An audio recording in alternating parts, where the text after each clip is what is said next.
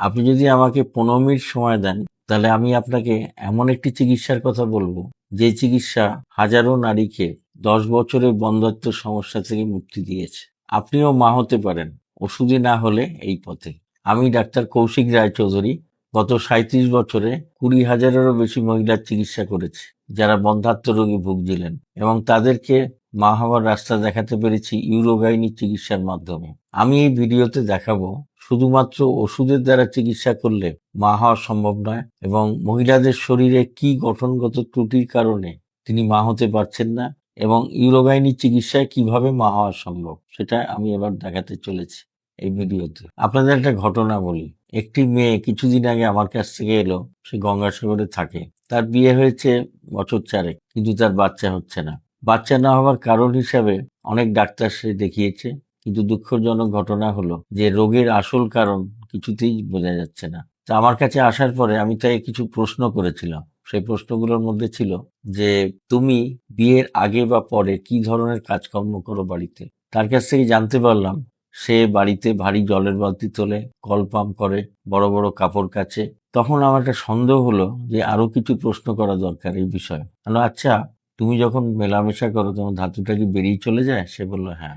তোমার কি ঘন ঘন পেচ্ছাপ হয়? সে স্বীকার করলো হ্যাঁ, ঘন ঘন পেচ্ছাপ হয়। তারপরে কোমরে ব্যথার কথা জিজ্ঞাসা করলাম। সে বলল হ্যাঁ, কোমরে ব্যথাও হয়। আমি তখন একটা বিষয় নিশ্চিত হলাম।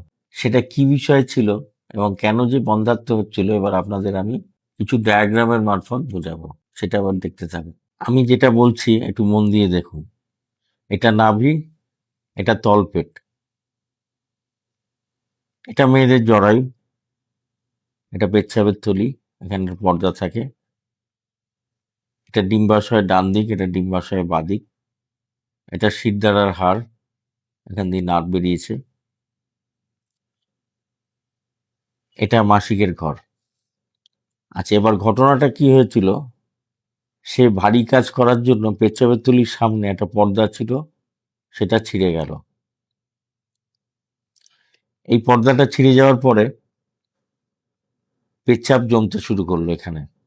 সে ঘন ঘন বাথরুমে যায়, পেচ্ছাপ পরিষ্কারভাবে হয় না। এবং আরও যেটা অসুবিধা হলো, পেচ্ছাপ জমে যাওয়ার ফলে জরায়ুটি পিছনে শিরদাঁড়ার দিকে ঘুরে গেল, যাকে বলে রেট্রোভার্টেড ইউটেরাস। এবং তার ফলে কি হলো, যখন সে মেলামেশা করছে এখানে ধাতুটা জমা হচ্ছে, কিন্তু সেই ধাতু কিছুতেই জরায়ুর মধ্যে ঢুকছে না, বেরিয়ে চলে যাচ্ছে। আর কি করে বাচ্চা হয় এই বিষয়ে একটু কথা বলি।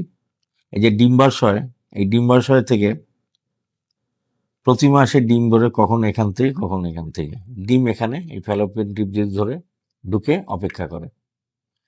এবার এই শুক্রকীট এখান দিয়ে ঢুকে, একটু আগে যেটা বলছিলাম, ডিম্বাশয় থেকে যে ডিম বেরিয়েছে সেই ডিমের সঙ্গে মিলিয়ে প্রথমে এখানে বাচ্চা তৈরি করে, তারপর কিছুটা বড় হয়ে এখানে আসে, তারপর ডেলিভারি হয় বা সিজার করতে হয়।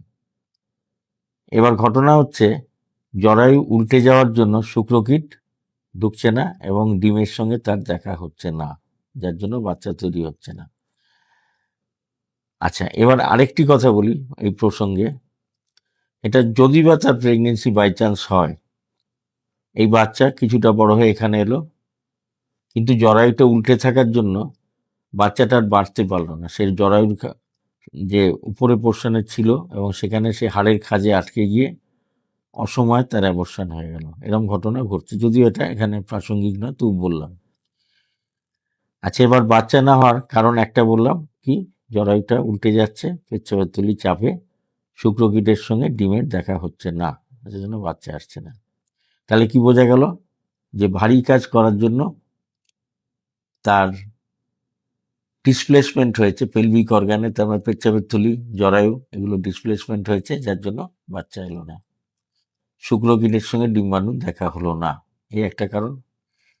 দ্বিতীয় কারণ হচ্ছে, এই পেচ্ছাপের থলিতে সবসময় পেচ্ছাপ জমছে। এখান থেকে কন্টিনিউয়াস একটা ইনফেকশনের পরিবেশ পেলভিক ক্যাভিটির মধ্যে তৈরি হচ্ছে। এবং তাছাড়া আরেকটা কি হয়, পায়খানা রাস্তাটা এখানে থাকে, সেটাও নেমে গিয়ে এখানে চলে এসছে পর্দা ছিঁড়ে, এখানে স্টুল জমে থাকে, এখানেও ইনফেকশনের পরিবেশ। প্লাস অনেক সময় জরায়ুর মুখে একটা ঘা দেখা যায়, তার কারণ বিভিন্ন: অপরিচ্ছন্নভাবে থাকা, অপরিচ্ছন্নভাবে মেলামেশা করা, প্লাস পুকুরে চান করা, মাসিকের সময় স্যানিটারি ন্যাপকিনের ব্যবহার না করা, ন্যাকড়া ইউজ করা, এইসব কারণে এখানে ইনফেকশন হচ্ছে। এবং সেই ইনফেক্টেড এরিয়াতে মেলামেশার পরে যখন শুক্রকীট এসে মেলে, তখন শুক্রকীট অনেকটাই ড্যামেজ হয়ে যায়। এখানে একটা কিছু অ্যান্টাগনিস্টিক এফেক্টে যার জন্য শুক্রকীট বাঁচে না।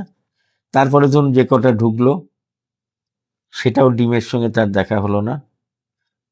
তাহলে দুটি কারণ আমরা আপাতত পেলাম, যে ইউরোগাইনির সঙ্গে সম্পর্কিত যে দুটো কথা আমি বললাম, যার জন্য বন্ধ্যাত্ব হচ্ছে।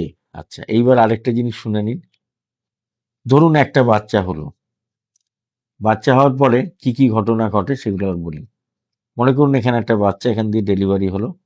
ডেলিভারি পরে, আমি নর্মাল ডেলিভারি কথা বলছি, সিজারের কথা নয় অবশ্যই, পেচ্ছাবের থলির সামনে পর্দা ছিঁড়ে গিয়ে এটা নিচে নেমে যাচ্ছে, পায়খানা আসতে পর্দা ছিঁড়ে গিয়ে এটা নিচে নেমে যাচ্ছে, এখানে পেচ্ছাব জমে থাকছে, এখানে পায়খানা জমে থাকছে, এবং জরায়ুটা উল্টে যাচ্ছে। ডেলিভারি পরে কথা বলেছে। দেখা গেল যে একটা বাচ্চা হচ্ছে, তারপরে আর দীর্ঘদিন কোনো বাচ্চা হলো না। ডাক্তারবাবুর কাছে আসছেন, ডাক্তারবাবু তন্ন করে খুঁজেও কিছু পেলেন না, পেশেন্টেরও কোনো উপকার হলো না। কিন্তু যেটা আসল কারণ, সেটা হচ্ছে যে পেচ্ছাবের থলি নেমে গেছে, জরায়ু সরে গেছে, পায়খানা রাস্তা সরে গেছে, যার জন্য শুক্রকীটের সঙ্গে ডিম্বাণুর দেখা হচ্ছে না, যেটা একটু আগে বলছিলাম। এইবার এর চিকিৎসা কি, এটা আমি বলি। এর চিকিৎসা হচ্ছে, যে গন্ডগোল পেলভিক ক্যাভিটির মধ্যে হয়েছে সেগুলোকে যদি আমরা ঠিক করে দিতে পারি, তাহলে অবশ্যই বাচ্চা হবে। কিভাবে ঠিক করা হয়? পেচ্ছাবের থলির সামনে পর্দা রয়েছে, সেই পর্দাকে আমরা রিপেয়ার করে দিয়ে পেচ্ছাবের থলিকে সেটিং করে দিচ্ছি, যাকে বলে অ্যান্টিরিয়র কল্পোগ্রাফি বা রিপেয়ার অফ সিস্টোসিল। পায়খানা রাস্তার পাশে যে পর্দা রয়েছে, পায়খানা রাস্তা ঝুলে গেছে, সেটাকেও তুলে আমরা এখানে সেটিং করে দিচ্ছি, যাকে বলে পস্টিরিয়র পেরিনিওগ্রাফি বা রিপেয়ার অফ নিক্টোসেল। প্লাস ধরুন জরায়ুর মুখে ঘা রয়েছে, সেই ঘা আমরা কটারি করে তুলে দিচ্ছি, যাতে এখানে শুক্রকীটের উপরে কোনো খারাপ এফেক্ট না আসে। প্লাস ধরুন এই দুটি রিপেয়ার করে দেওয়ার ফলে কি হচ্ছে, জরায়ু যেটা তেরছাভাবে পিছন দিকে ঘুরে গেছে সেটা সেটিং হয়ে যাচ্ছে, যার জন্য এটা হচ্ছে শুক্রকীট ঠিক মতো ঢুকছে, ডিম্বাণুর সঙ্গে মিলিত হয়ে বাচ্চা তৈরি করছে, এবং সে আবার মা হচ্ছে। ইউরোগাইনি যে অদ্ভুত খেলা, এটা অনেকেই জানেন না, অনেক পেশেন্টেরও চিন্তার বাইরে। এবং এই চিকিৎসা যদি ঠিকমতো করা যায়, গ্যারেন্টি দিয়ে মা হওয়া সম্ভব। যা অনেক দিন আগে বন্ধ্যাত্ব হিসেবে পড়েছিল এবং অনেক হতাশার কারণ হয়েছে, সেখানে মা হওয়া অবশ্যই সম্ভব। আরেকটা কথা বলি, যেটা অত্যন্ত দুঃখজনক, হয়তো আমি কারোর সমালোচনা করে ফেলছি, মাপ মার্জনা করবেন। এই যে গন্ডগোল, পেলভিক ক্যাভিটিতে ব্লাডারের ডিসপ্লেসমেন্ট, পায়খানা রাস্তার ডিসপ্লেসমেন্ট, জরায়ুর ডিসপ্লেসমেন্ট যেগুলো হয়, সেগুলো ভালোভাবে রুগীকে এক্সামিন করলে অবশ্যই জানা যাবে, এবং তার সঠিক চিকিৎসা করলে তিনি মা হবেন।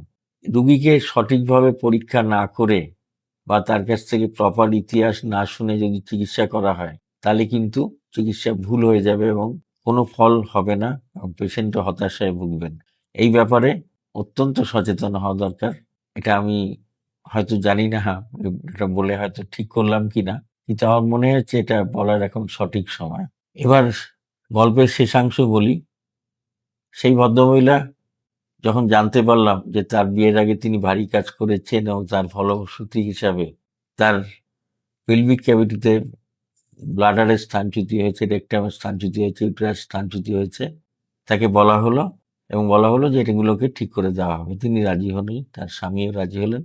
সেগুলো পেলভিক ফ্লোর রিপেয়ার বা পিএফআর অপারেশনের মাধ্যমে ঠিক করে দেওয়া হলো।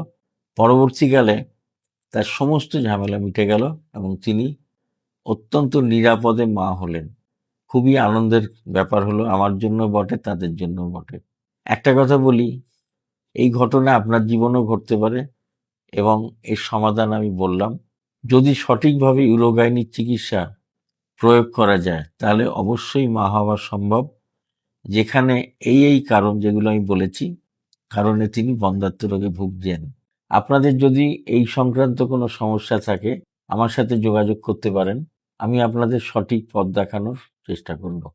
আমার নাম কবিতা বিশ্বাস দাস, আমি কাপ থেকে থাকি। ডাক্তারবাবুর চিকিৎসাতে আমি বাচ্চা পেয়েছি, ওনার কাছে আমি কৃতজ্ঞ।